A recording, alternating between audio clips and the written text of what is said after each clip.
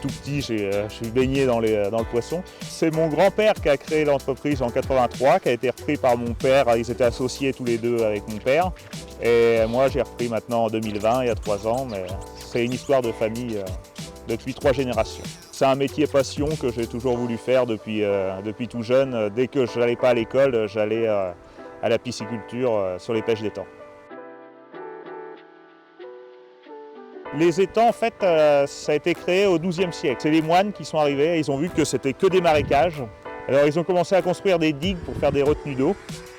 On pêche entre 150 et 200 étangs en Brenne, de octobre à mars. Comme là, ce sont des propriétaires privés. Alors j'achète le poisson, j'organise la pêche et après je le revends à des grossistes pour emmener à peu près dans toute la France et en Allemagne. Il va y avoir 5 à 6 filets qui vont être passés différents dans l'étang là. Parce qu'on commence par les très grosses mailles, tous les autres poissons passent et il ne reste que la carpe. Et après, on passe à une autre maille de filet encore plus petite où ça sera gardon, brochet, tout mélangé. On a la chance d'avoir beaucoup de bénévoles.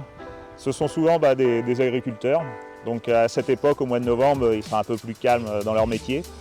Donc ils me donnent un coup de main à cette époque-là. Et puis des fois, moi, au mois d'avril, mai, ou quand c'est plus calme pour moi, je vais leur donner un coup de main. Donc c'est en échange de bons procédés.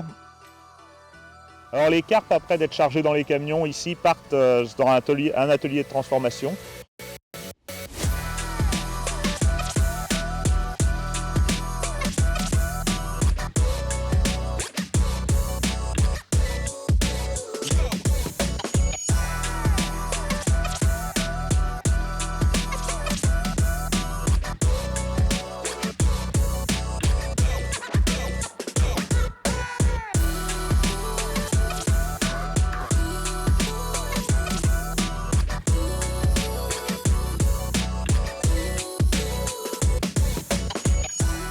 Là, on est en train de faire la salade berrichonne. Donc, je viens de faire la première préparation à base de lentilles vertes du berry, un petit peu de carpe coupée finement. Deuxième étape, on va prendre un petit toast de pain qu'on va mettre avec un petit peu de faisselle de chèvre, agrémenté d'échalotes ciselées et de ciboulettes. Et la dernière étape, on reviendra remettre un peu de carpe fumée sur le dessus des toasts.